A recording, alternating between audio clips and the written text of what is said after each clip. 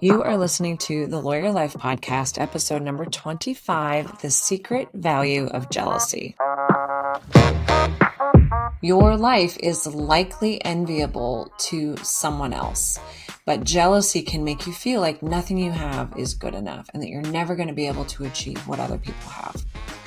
Anytime that we worry that we're being judged by others, or anytime that we feel jealousy, it is a neon sign showing us our own worth. Hello and welcome back to the Lawyer Life Podcast. I am your host, Autumn Noble, the founder of the Lawyer Life Collective. In the collective, we focus on life and career coaching for attorneys, where we explore all things lawyering, including the good and the bad, to make your legal career as successful as possible. If you ever find yourself struggling to juggle it all and create the success that you truly want in your life and your career, you are in the right place. For those of you that have been listening all along, welcome back. I appreciate you so much. Hello, everyone. With summer right around the corner and everyone in preparation of breaking out those summer bodies and all of the upcoming get-togethers where people will be sharing their past year's accomplishments and plans for the next, it seemed to make sense to me that we start unpacking that green emotion of jealousy, and specifically, what value does it have to us in our lives? Before we dig into this topic, a few important announcements. For those of you enrolled in our current master series, Finding Fulfillment in Law, this topic today in the podcast will dovetail nicely with our most recent discussions on finding more peace and emotional balance. You have all been unpacking some challenging topics, and this week's podcast will supplement that work and get you ready for our next meeting, where we will explore how to transform the relationships in your life. If you aren't enrolled in the series, you are missing out.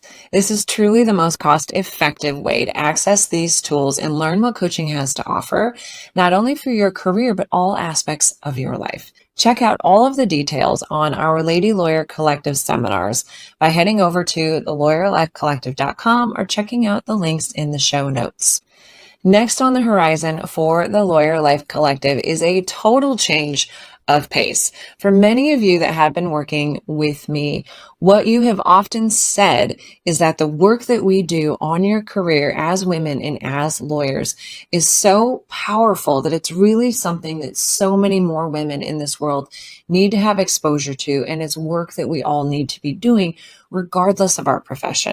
Listen, I heard you, and we are rolling out a seminar series that is geared toward all women, regardless of their profession.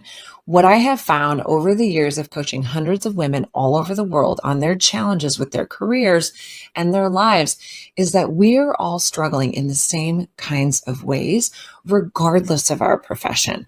Our challenges are not unique to us as lawyers. And so I have distilled all of my learnings down to 6 key tools and skills that we as women need to change any aspect of our lives. That project is called How to Change Your Life, and it will meet 6 times over the course of 7 weeks, and it is open to women of all backgrounds and all professions. So if you're listening to this and something that we've said resonated with you and you thought, gosh, my mom, my sister, my friends, my girlfriends might be interested in hearing this content, but they're not lawyers, this one's for you. Check out the details in the show notes and sign up to join us and see how these 6 tools can truly change any aspect of your life. I'm so excited to launch this and expand our reach beyond the legal community. All right, bringing it back to the topic at hand, today we're talking about the greenest of emotions, jealousy, and I intend to show you how useful jealousy can be in transforming our lives, but also our relationships with ourselves. But first, a confession before we dig into the meat of the topic. I absolutely hated law school. I did not enjoy anything about it. the competitiveness, the secrecy, being surrounded by all of these really impressive people, it just made me feel for the first time in my life like maybe I really don't belong. Maybe I'm not as smart as these other people.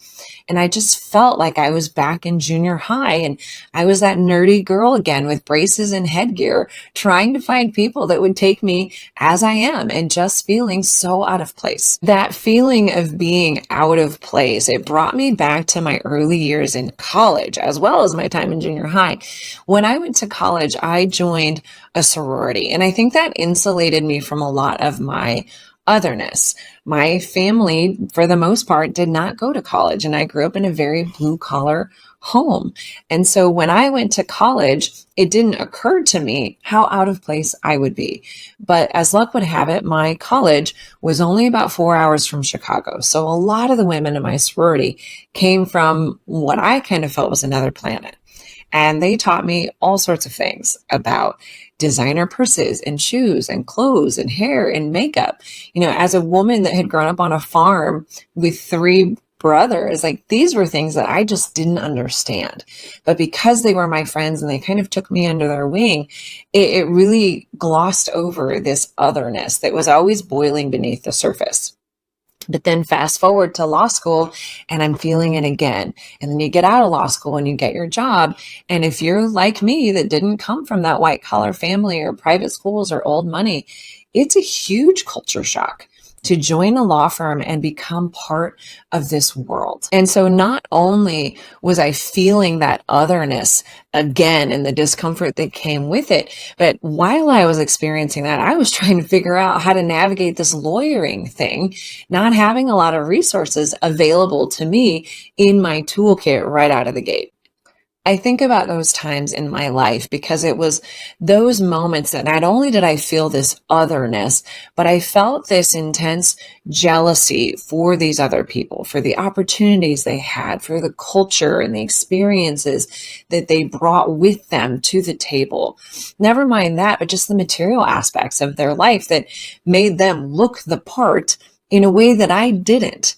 And that was a really hard pill to swallow, feeling that jealousy and feeling that otherness on day one and trying to carry that with you while creating your own success.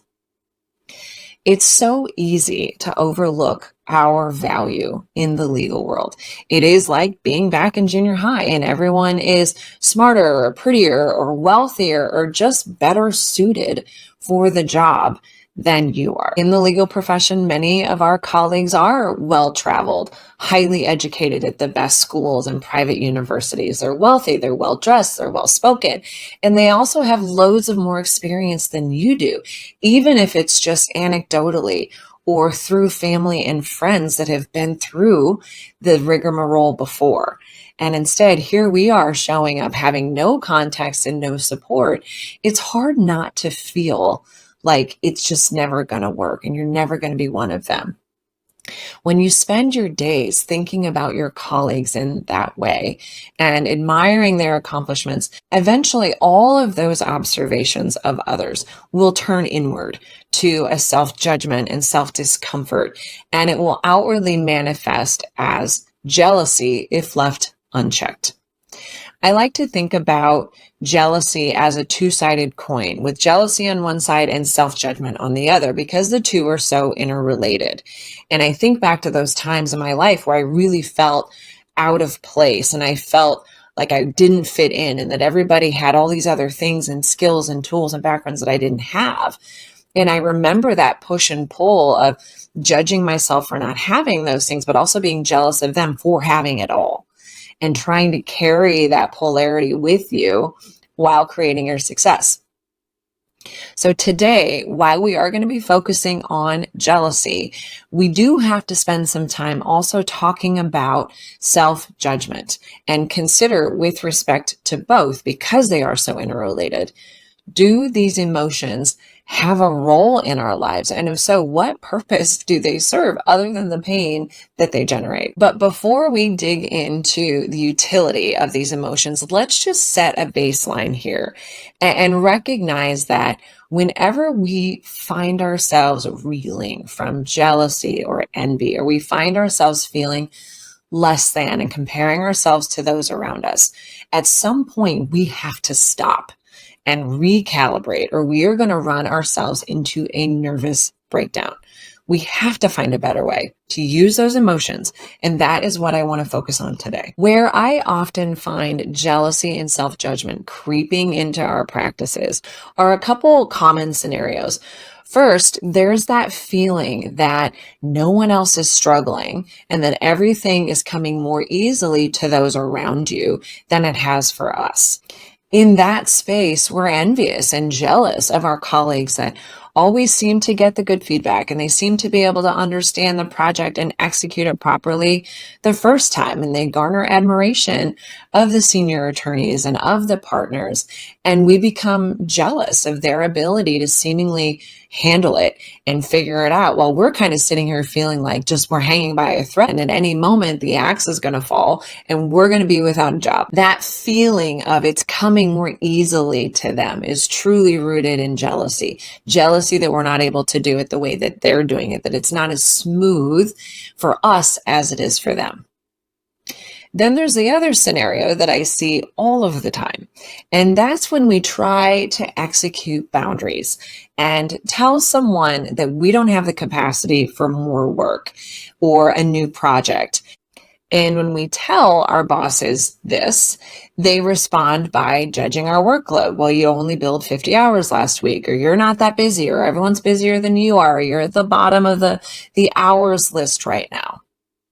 When that happens, we bristle because there is a part of us that wonders if their judgment is right. And there's a part of us that really wants to judge ourselves for even trying to set the boundary. Am I being lazy? Maybe I can't hack it like everybody else. They probably think I can't hack it. Everyone else is busy and they're not saying no to work. So why can't I figure this out? Why can't I manage it in the same way as everyone else? You can kind of see how those thoughts of initial self-judgment very quickly will spiral into jealousy about everybody else's ability to seemingly continually take on more work and just be okay. Yet here we are trying to say no, and it's not working, and people are judging us for it. And it causes us to question that boundary that at some point we decided that we needed. Their criticism and their questioning of that boundary, it hits a nerve because there is a part of us that is judging ourselves for not taking on the work and for not being able to do it in the way that everybody else seems like they can. There's a part of us that feels guilty for saying no, and their criticism calls to that part of us. That whole cycle of trying to set a boundary and having people question it, and then our self-judgment is triggered, and then it becomes jealousy because other people don't need those kinds of boundaries to succeed. It just spirals out of control. And it lands us in this place where others seem to be doing just fine, and we're some weird outlier that's going to be found out and fired. And so it ends kind of in the same place. And so you can see even in this simple day-to-day exchange of trying to set a boundary and having the boundary be challenged, it can really hit on and arouse our own self-judgment and eventually spill over into jealousy. Another scenario that I see all the time are women who are desperately wanting to leave law and revamp their careers, but they're really afraid of what their friends and their family and their colleagues would think. Their minds are filled with these worried thoughts of, how could you walk away from all that money? And how could you leave all that prestige and all those years of schooling? How could you just walk away from that and go do something else? The majority of the women that I meet historically have given in to those pressures and judgments, and they put their dreams on the shelf because there is a part of them that is similarly judging themselves for considering that type of a career change. They're agreeing with these judgments and questions that people are lobbing at them. At the same time as they're having that inner judgment and receiving judgments from others that they're kind of secretly agreeing with, they're looking around in jealousy towards other women who have done it, who have left, who have changed their career, who have done the thing that they're contemplating, but that they haven't accomplished just yet. And so it's almost like their own inner criticisms become this outward attack and jealousy towards the other women in their orbit who have done it.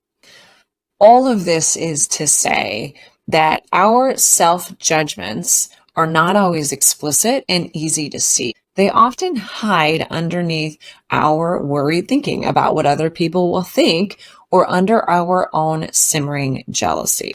Most of the time, those self-judgments that are kind of hiding there will eventually boil over and create some form of jealousy that's not always that easy to see. And it often sounds like that imposter syndrome, right? I'm going to be found out. I don't fit in here like everybody else does.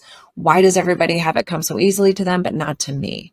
That otherness is often a sign that there's some form of jealousy and self-judgment going on as well. So this really leads us to our first takeaway. When you worry about being judged by others, it is a mirror reflecting back to you your own inner judgments.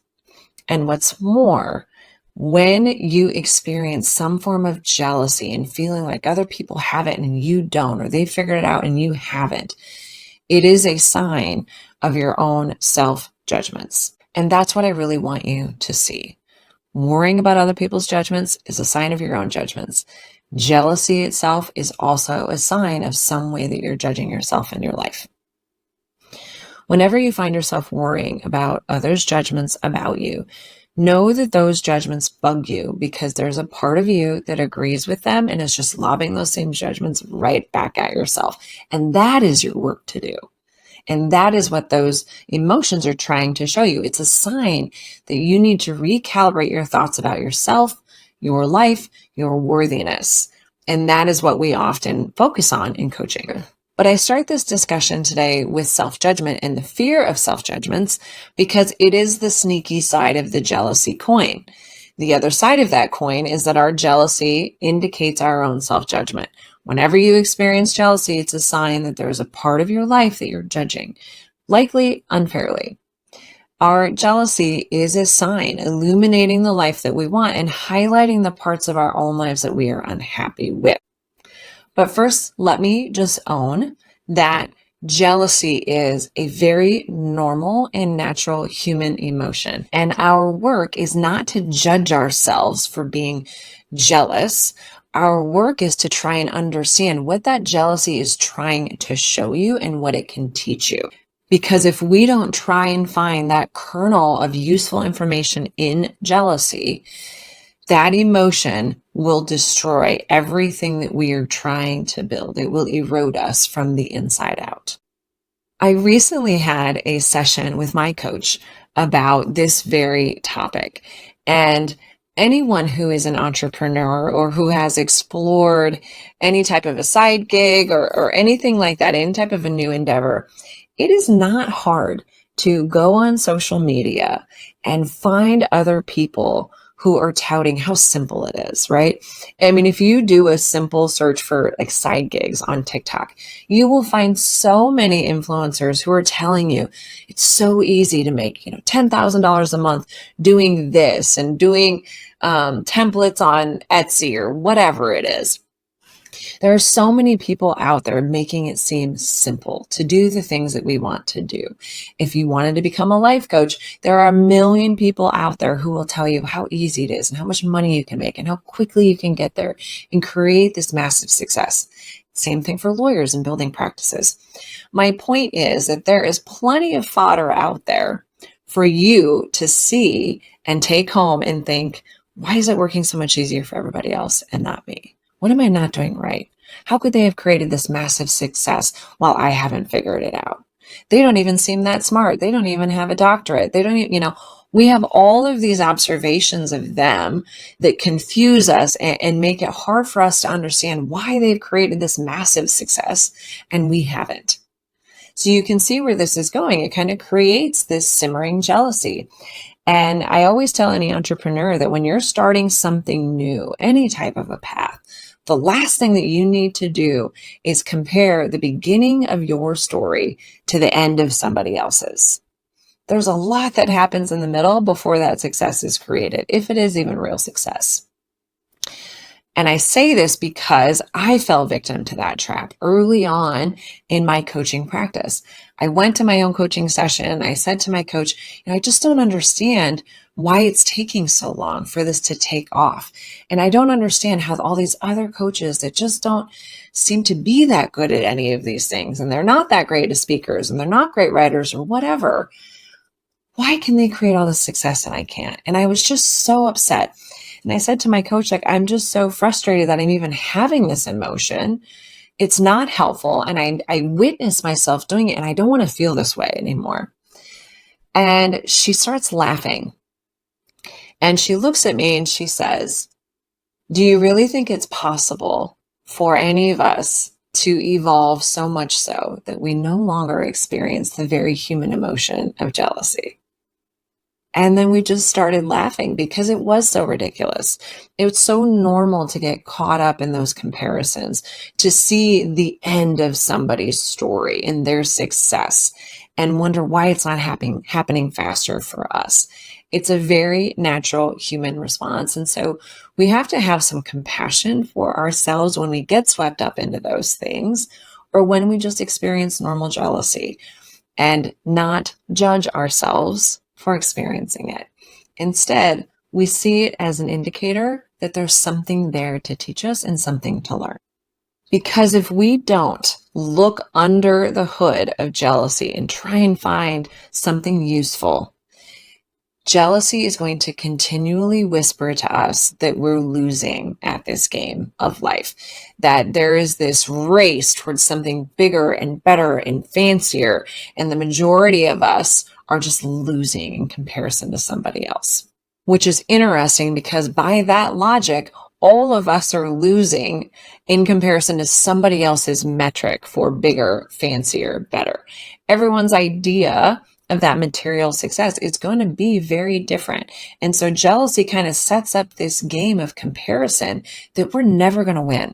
It's for that reason then that I always say that jealousy is a liar, because it tries to tell us that we aren't good enough as we are, which is the cruelest form of self-judgment.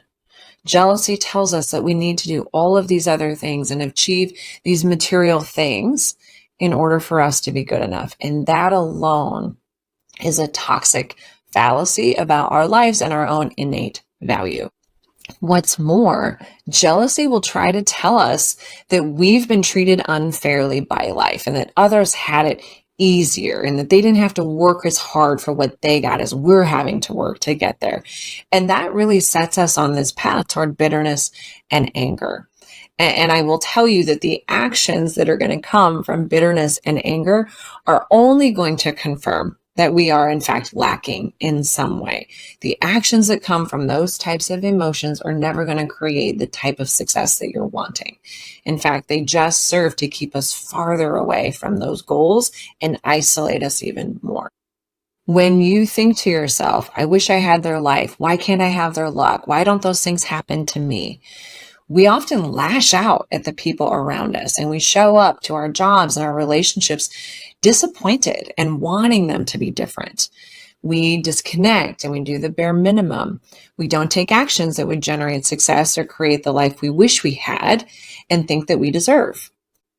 The net result is that we create a life that is not what we want it to be. Simply by carrying those angry thoughts around, we set ourselves up to fail. We then create a life that is less than and create more reasons to continue judging ourselves and continue feeling like everybody else got a leg up at this game and that we're being treated unfairly by life. This is why I honestly think that jealousy is the cruelest form of self-judgment, because it's rooted in this kind of simmering anger that creates the exact opposite results that we're looking for. The actions that will create the life that we want and the type of life that we could be jealous of won't be created from a place of anger, jealousy, and bitterness about your current life experience. So while we will all experience jealousy from time to time, we have to keep in mind that it's trying to teach us something about ourselves, and we can't chase it and believe it, because when we do, we get all those negative results. Instead, we have to seek that kernel of information and let the rest of it go, because jealousy is a liar. So instead, we have to ask ourselves, what is jealousy trying to teach you? Is it a lesson about what you really want, or is your jealousy pointing you in the direction of a potential teacher? So first, what do you think your jealousy has to show you? Is it trying to show you the fallacy of the material chase? Jealousy can be a reminder of how easy it is to get swept up into the comparison and material competition game. And it can simply be a reminder that, like, yeah, you're human. And sometimes it's easy to get sucked into that race, even though intellectually we know that all of those material things are never going to create the happiness that we're looking for. So sometimes when we find ourselves being jealous of others' material gains, it can be an opportunity for us to check in and say, what are my real intentions? Do I want the material things? Or have I concluded that those aren't as important to me and that I want something else and more meaningful? And so it's an opportunity for us just to remember how easy it is to let jealousy persuade you that that's the right answer and that's the solution. On the other hand, is your jealousy trying to show you areas of your life that you've really been neglecting or that you truly want to improve, like your physical health?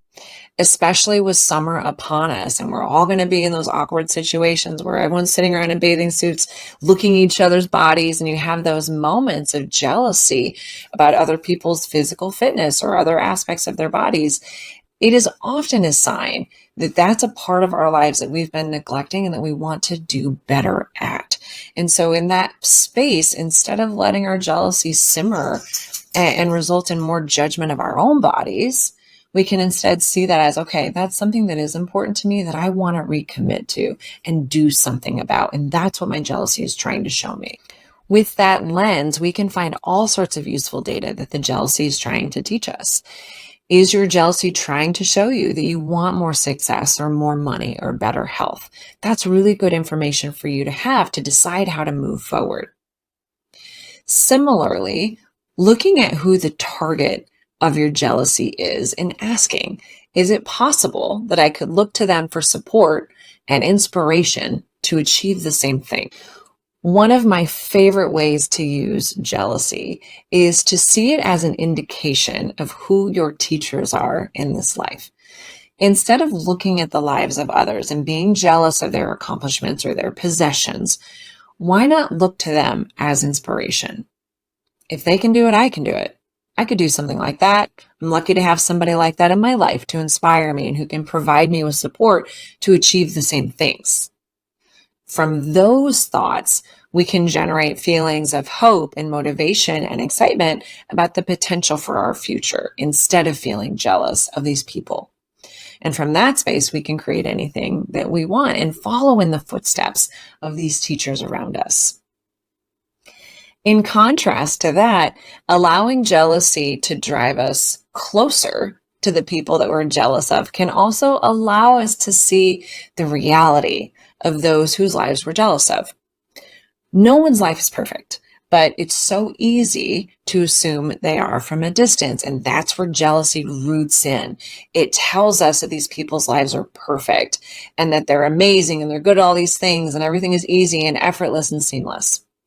But when we allow jealousy to show us who those people are that we're jealous of, and instead we bring them closer, it can be a means to deconstruct our perfectionist visions of others.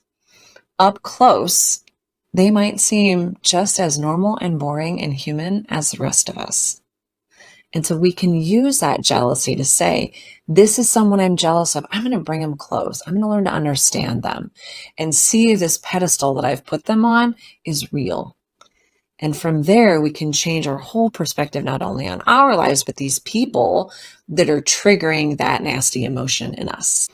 I firmly believe that the people we encounter in our lives are there for a reason. So rather than seeing people as more fortunate than we are, consider, why are they in your life? What are they there to teach you? What are they there to show you or support you with? Maybe they are meant to be an example to you of what's possible and help lead you on your own path of growth. If so, you're missing a huge opportunity and a potential teacher by living in the jealousy rather than trying to see what it's showing you. So how else can we leverage jealousy, and how can we deconstruct the lies that it tells us? First, allow jealousy to help you get clarity around what you actually want. As I mentioned before, what is the jealousy trying to show you about what you're wanting more of in your life? What self-judgments are related to that jealousy? And then using that information to chart your course forward and figure out the lesson. Next, maintain your perspective. Is your jealousy giving you tunnel vision? Jealousy sometimes develops in response to a partial picture of the truth. In other words, you might be comparing yourself and your own achievements and attributes to an idealized or incomplete view of somebody else, but you never really know what someone else is going through, especially when you're just looking at social media, which is why I say allow your jealousy to sometimes push you closer to people so that you can get a clearer perspective on what is actually happening and the truth that you might not be aware of. Last, practice gratitude. A little bit of gratitude can go a long way. It can not only reduce feelings of jealousy, but it can also relieve stress. You might not have everything that you want. Most of us don't. But you probably have at least some of what you want. Maybe you even have some good things in your life that you didn't expect. Even appreciating positive things in your life that don't relate to jealousy can help you realize that while your life may not be perfect, but whose life is, you've still got some good things going for you. Don't forget how far you've come. You're probably already living somebody else's dream, and someone else is probably looking at you thinking that your life is perfect. Practice gratitude and try and reconnect with the truth of that statement. In sum, when jealousy prompts you to compare yourself to others, your self-worth can end up taking a massive hit. Your life is likely enviable to someone else, but jealousy can make you feel like nothing you have is good enough and that you're never going to be able to achieve what other people have. Anytime that we worry that we're being judged by others, or anytime that we feel jealousy, it is a neon sign showing us our own work. Today, try to recognize where others' judgments bother you because it echoes the judgments that you hold for yourself. Similarly with jealousy, recognize when jealousy creeps in and see it as shining a light on aspects of your life where maybe you aren't as happy as you would like to be, or maybe you're judging that part of your life. Practice using the jealousy in your life to get a better understanding of your relationship with yourself and what you want. And finally, consider utilizing that jealousy to show you the important people in your life that are there for a reason. What could you learn from them if you decided to get closer to them? What could they teach you? How could they help you? Recognize that jealousy is part of being a human, but also look under the hood and see what it's trying to show you. It might be masking a teacher that is waiting to help you on your journey. All right, my friends, that is the end of our topic for today, but it is also the end of season 1 of the Lawyer Life podcast. We are taking a break for the summer, but don't worry, we will be releasing content and providing some hot takes from our prior podcast episode and hot takes from actual coaching sessions to keep you engaged in this work and providing you support over the summer in smaller bite-sized pieces. Be sure to check in. We will be launching again with season 2 this fall, and I hope that you will join us there. In the meantime, be sure to check out the show notes for all sorts of resources and tools to help you on this journey. And if we haven't met yet, please reach out, schedule a virtual coffee with me, schedule a free coaching consultation. You have nothing to lose and so much to potentially gain. I can't wait to meet you and hear about your journey and your struggles and see how I can support you. Have a great summer, everyone, and be on the lookout for our first summer hot take coming to you in 2 weeks. Thank you all for joining me throughout this season. I appreciate all of the positive feedback and all of the positive reviews so much. Thank you so much for listening, and thanks for sharing with your friends.